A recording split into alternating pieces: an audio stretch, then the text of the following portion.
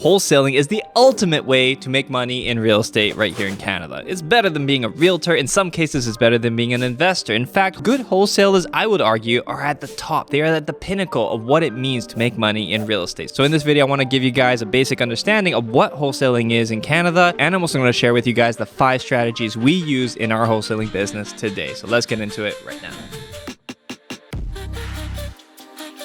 What is going on, everybody? My name is Andrew, and today we're going to talk again about wholesaling, but I have a few updates for you. So if you stick around to the end of the video, I'm going to share with you guys some important information about our network and how we are sharing good wholesale deals with our community. So the first thing I want to get into is what wholesaling is. Now, wholesaling, for those of you that aren't familiar, is basically being able to sell a contract or a right to purchase a property to an end user or a buyer. You're basically middlemaning an interim position, but in order to do that, it sometimes requires a little bit of capital, a little bit of finessing, negotiation, and of course, finding a deal. But now let's get into how to actually make this happen. The 5 things that you need to employ today for your wholesaling strategy so you can start sourcing deals. Now, the first way we're going to talk about here is, of course, the traditional way, which is flyers. Now, you see sometimes these flyers that say, I buy houses cash. They're lying. They don't buy houses cash. But really what it is a sales hook in order to get people who are maybe somewhat desperate situations and they're unable to sell the property for what they want, they get at least that conversation going. So if you want to play that game and you're able to get your signs noticed, then you'll be good. Now, under that same category, people pay for door flyers, people pay to put things out in the mail and essentially saying, hey, I'm a real estate investor and I want to buy your home. We've all seen that in the mail and it sounds a little cheesy, but it does work and people do it for a reason, which brings us into our second way of sourcing deals, which is door knocking. Now, door knocking is something that a lot of people will think, this is just a way of the past, but do not underestimate your understanding of neighborhoods and communities. A lot of people that we work with have stories about how they were able to score a deal just 4 houses down. I mean, it's really convenient that you're able to keep tabs of properties that are in your neighborhood because you drive or walk by them every day. Now, if you find properties that haven't been transacted in a long period of time, the chances are they might have older people living in them that might be looking to downsize or move into a different place in general. Or you might find a property that's going to be older, maybe not as well updated, and maybe in some cases distressed. Now, the distressed one is interesting because it actually is an indicator where sometimes people are just looking to move on out, and just like with what realtors do, you might be able to facilitate something to make a win-win situation for both parties, because in some cases when people get older, maybe they don't have time to take care of the garden, or maybe their kids moved out and now there's nobody to mow the lawn. There are tons of reasons why people need to make a move, but the name of the game is you being able to catch them exactly when they need to make that move so you can also do business. And there are of course other distressed situations that you might be able to find, which brings us into the third way, which is driving for dollars, which is essentially looking at properties that look like they've been neglected for a long period of time. These properties are sometimes owned by investment groups, holding companies, Chinese investors who have parked their money here and don't care about this property that much because it's just a nesting place. You can go there, leave your card, leave a number, leave a note, try to get their attention, see if you can open the doors of communication, have a conversation and tell them that you can do something with that property where they maybe can't. Not even a lot of negotiating, it's just pretty simple. Go look for problem properties. Now, the fourth way, which is a very saturated way, but if you have a little bit of financial reserve, it's also a good way to go about things, is Facebook advertising. Now, we do pour a little bit of money into Facebook advertising, mainly for the reason that it is an older population that uses this, and we find most success comes from when we're dealing with older people who are looking to move out of the property for certain reasons, and they don't want to go through the headache of maybe having to talk to realtors to be dealing with all these things. You see, not everybody thinks of real estate as an investment. For a lot of people, real estate is exactly what it was meant to be, which is a home. And that means that as long as these people are able to move from one home into another and have some pocket money after everything is said and done, they'll be happy, and that's a win from them, and it's going to be a win for you. And our metric for Toronto is that for every 200 responses we get, 20 of them are going to be real, and out of maybe 60 that we go check out, one of them is going to be good and one of them will pan out. So if those metrics work out for you and you're able to accumulate those kind of leads, you're going to be able to get leads and you're going to be able to close deals. Now, the fifth way, and this is going to be a little bit of a giveaway, but it's going to trickle over time, is actually by posting video content. YouTube. What will somebody be looking for who doesn't want to sell their property with an agent? Well, if you really take it into consideration, chances are they're going to go to Google and type in a very simple question: how to sell your property without an agent. You will find one of our videos and we get leads from that as well. And those are very warm leads. They're thinking about it. They typed it into YouTube and they don't want to sell with an agent. So it's literally exactly what it is that we're looking for. And every now and then somebody calls in who's ready to make a move. And these are just 5 of the strategies. We have many more that we can share with you. But now, some things that you need to know about our network. We now have a vast community community of students who have enrolled into our programs, and what has come from that is an exchange of deals. We now have students trading deals all the time within our community because not all deals can work out for everyone. We have some people who are really good at sourcing deals, but they don't always have the right buyers, and we have some people who have really good buyers but don't always have the best deal analysis on certain projects, where our community is growing and getting on point with this stuff, and I think you should be a part of it. So join our Facebook group so you can be added to the community. We have free coaching calls as well that we also host, so if you want to know more about this, I'm going to leave a link in the description below. In the meantime, I hope you found value in this content. If you enjoyed it, hit that like button, make sure to subscribe, and I will see you on the next one.